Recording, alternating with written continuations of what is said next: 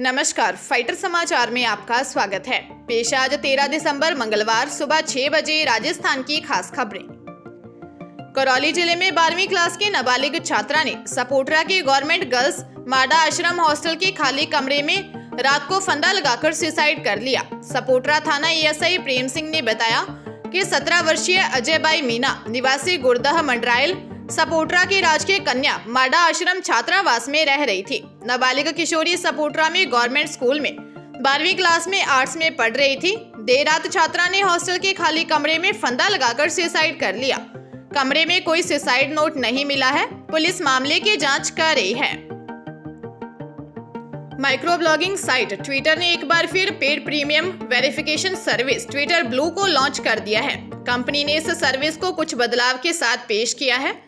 Company ने कहा कि यूजर्स अब ट्विटर ब्लू का सब्सक्रिप्शन खरीद सकते हैं ताकि वे ब्लू वेरीफाइड अकाउंट और विशेष फीचर हासिल कर सकें। इस सर्विस को पहले फर्जी अकाउंट्स की समस्या के चलते बंद कर दिया गया था। ट्विटर ने शनिवार को इस सर्विस को रीलॉन्च करने की जानकारी दी थी। कंपनी ने लिखा, हम सोमवार को ट्विटर ब्लू फिर से शुरू कर रहे हैं। यूजर्स को वेब पर सदस्यता के लिए $8 प्रति माह और iOS पर ब्लू चेक मार्क सहित यूजर्स फीचर्स तक पहुंच प्राप्त करने के लिए $11 प्रति माह का भुगतान करना होगा। सब्सक्रिप्शन लेने के बाद आपको edit tweet 1080p video upload reader mode और ब्लू टिक की सुविधा मिलेगी।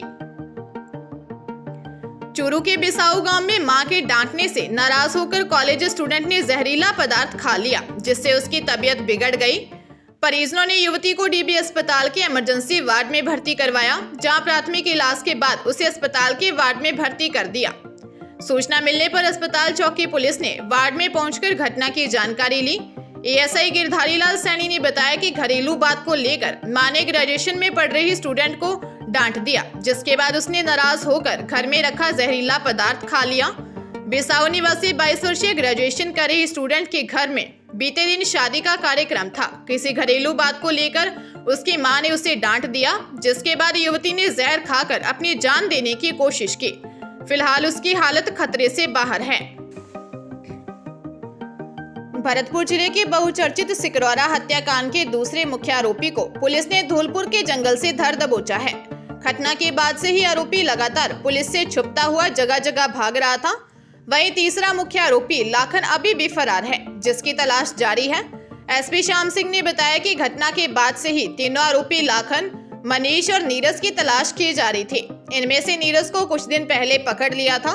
तकनीकी सहायता से और मुखबिर से सूचना मिली कि दूसरा मुख्य आरोपी मनीष उर्फ मनी अपने रिश्तेदारों से फोन पर संपर्क कर छुपने का ठिकाना तलाश रहा है। वहीं पूछताछ में आरोपी ने जुर्म कबूल कर लिया है। घटना से संबंधित और भी कई जानकारियां आरोपी ने दी हैं। गौरतलब है कि सिकरौरा गांव में 27 नवंबर की रात को करीब 1 बजे आरोपियों ने गजेंद्र के घर में घुसकर अंधाधुंध फायरिंग कर दी थी।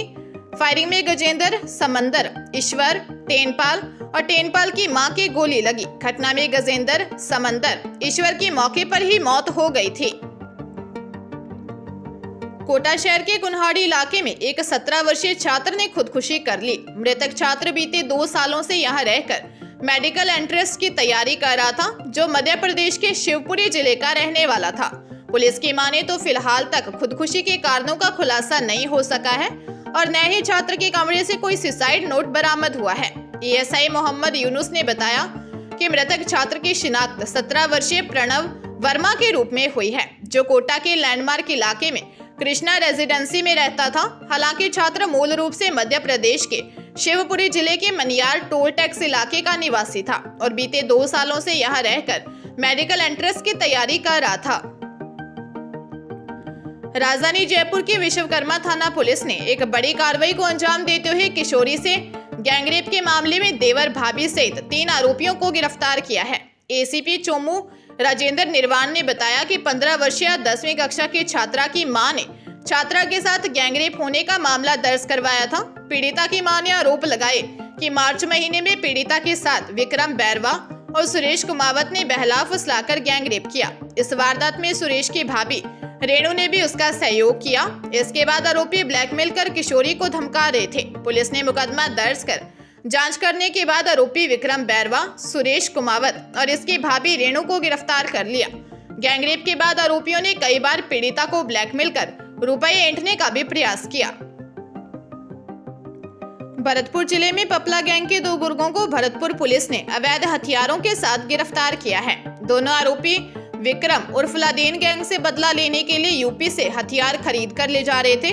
पुलिस ने दोनों आरोपियों को नाकाबंदी के दौरान गिरफ्तार कर लिया, जिनके पास से 5 अवैध कट्टे बरामद किए गए हैं। एसपी श्याम सिंह ने बताया कि डीग के 6 मोरा कामा रोड पर नाकाबंदी के दौरान एक बाइक पर 2 व्यक्ति यूपी की ओर से आते दिखे। वहीं आरोपियों ने पुलिस को देखकर मौके से भागने की कोशिश की। पुलिस ने घेराबंदी कर दोनों को धर दबोचा। पूछताछ में आरोपियों की शिनाख्त अलवर के बैरोड क्षेत्र के मौसमपुर कांकरा निवासी 22 वर्षीय गोपीचंद और 22 वर्षीय तुलसीराम निवासी जैनपुर वास के रूप में हुई है। ये दोनों आरोपी पपला गैंग के हैं। भरतपुर जिले के कामा थाना क्षेत्र के नंदेरा बास गांव में दलित विधवा महिला की पुत्री की शादी की बारात निकासी के दौरान मेवाती गाना बजाने को लेकर लाठी भाटा जंग और पथराव हो गया, जिसमें 3 लोग घायल हो गए। सूचना मिलते ही कामा थाना पुलिस मौके पर पहुंच गई और पुलिस की मौजूदगी में शादी की पूरी रस्म पूरी की गई।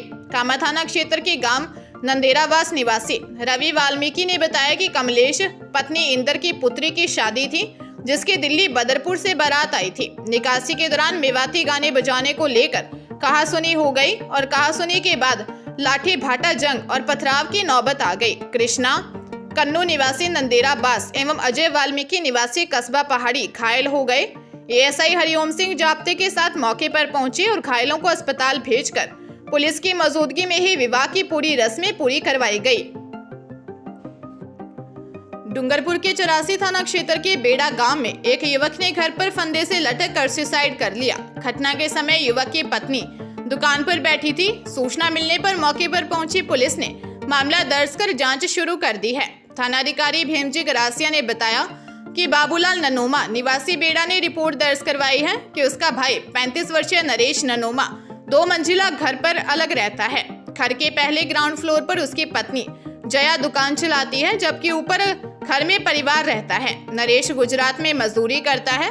3 दिन पहले ही वह घर आया था। आत्महत्या के कारणों का पता नहीं चल पाया है। फिलहाल पुलिस घटना को लेकर जांच कर रही है। सीकर में अपने गांव से आ रहे टीचर की बाइक कार से टकरा गई। आमने सामने की टक्कर में टीचर के सिर में गंभीर चोट आई। घायल को तुरंत आसपास के लोगों ने एसके अस्पताल पहुंचाया। इलाज के दौरान टीचर की मौत हो गई। हादसे के बाद कार चालक मौके से भाग गया। उद्योगनगर थाने में उमेद सिंह ने रिपोर्ट दर्ज करवाई कि उनका भाई शंकरलाल गांव से सीकर में अपने मकान की तरफ आ रहे थे। जब सीकर झुंझुनू बाईपास पर आबकारी भवन के पास पहुंचे तो आगे चल रही मारुति वैन ने बिना कोई इशारा किए अचानक ब्रेक लगा दिए। इस कारण उनकी बाइक वैन के पीछे भिड़ गई। शंकरलाल के सिर में गंभीर चोट आई। उसे अस्पताल पहुंचाया, जहां उसकी मौत हो गई। शंकरलाल प्राइवेट स्कूल में टीचर है और उनके 3 और 9 साल की 2 लड़कियां भी हैं।